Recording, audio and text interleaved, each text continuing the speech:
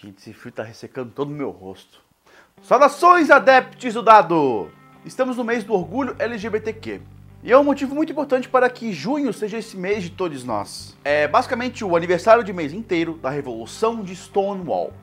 E como ando inspirado em muitos canais LGBTQ, especialmente do Bat Bomb, clica aqui no card para dar uma conhecidinha, eu decidi fazer esse vídeo para contar a história dessa revolução tão importante na luta pelos direitos igualitários. Nos anos 60 era muito difícil ser LGBTQ nesse mundo. Nos Estados Unidos, o próprio sistema legal tinha leis anti-LGBTQ. Perder o emprego era tipo o de menos, e acontecia muito. As pessoas podiam te denunciar, você poderia ser preso só por se relacionar ou amar alguém do mesmo gênero. Tudo o que cercava a nossa cultura, por mais inofensivo ou descarado que fosse, resultava em punições semelhantes: prisão, desemprego, ostracismo, espancamento e morte. Era comum que policiais apaisanas se disfarçassem de homens procurando outros homens. E caso outro homem correspondesse e quisesse sair com ele, a prisão poderia acontecer ali mesmo. Pessoas LGBTQ não tinham um lugar seu. Muitos dos bares e clubes que essas pessoas frequentavam, especialmente em Manhattan, em Nova York, eram locais comandados pelo crime organizado, que elas tratavam de forma muito nojenta. Mas como isso acabava reduzindo as batidas policiais, era um assédio a menos, menor de dois males. Essas pessoas precisavam de um refúgio. Fossem elas homens gays, mulheres lésbicas, pessoas bissexuais, afeminadas ou bofinhas, cis e trans, drag queens e drag kings, garotos de programa e jovens desabrigados e desalojados. E em Manhattan, em Nova York, esse local era o bairro Greenwich Village. Seu ponto de encontro e reunião principal era o Stonewall Inn. A repressão social dos anos 50 fez com que esse local se tornasse um ponto de encontro cultural.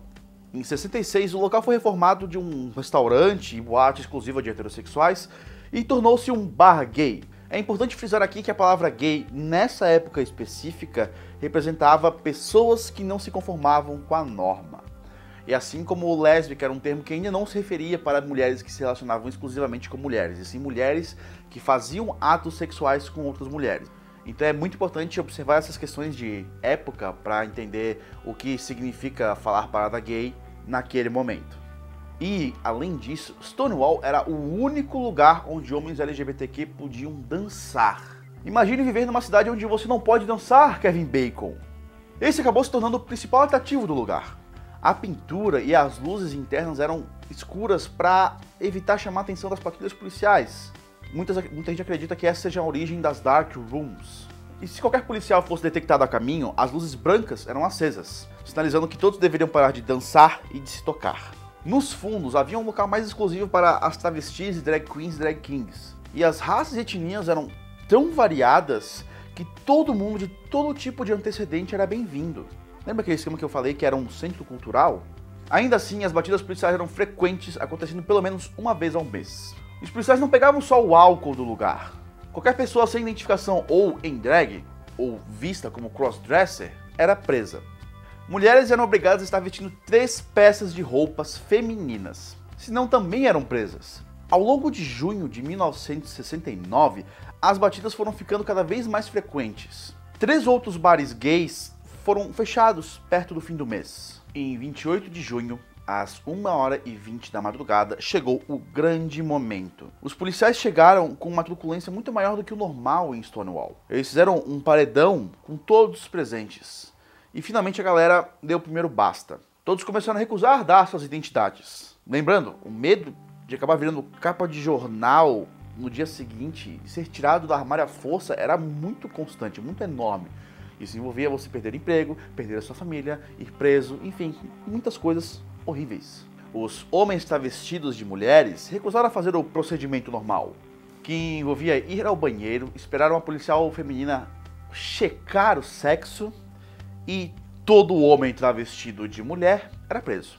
Os policiais começaram a levar todas as drags e travestis para outra sala. E a galera se recusou. As mulheres e homens trans presentes reclamavam do assédio sexual envolvido nas revistas. As pessoas começaram a ser preparadas para serem levadas pela delegacia.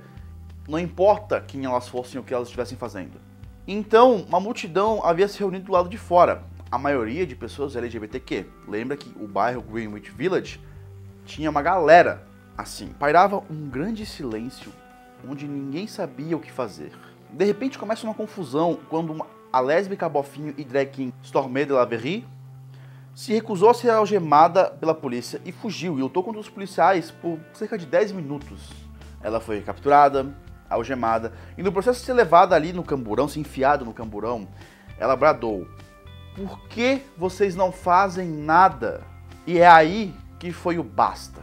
A trans drag queen negra e bissexual Marsha P. Johnson pegou um tijolo e tacou nos policiais. A multidão avançou, os policiais derrubaram alguns dos presentes, alguns dos presos nas viaturas escaparam, os policiais continuavam a bater e espancar quem pudessem, inclusive o músico folk Dave Van Ronk, que nem LGBTQ era. 10 policiais se barricaram com alguns presos dentro ali de Stonewall.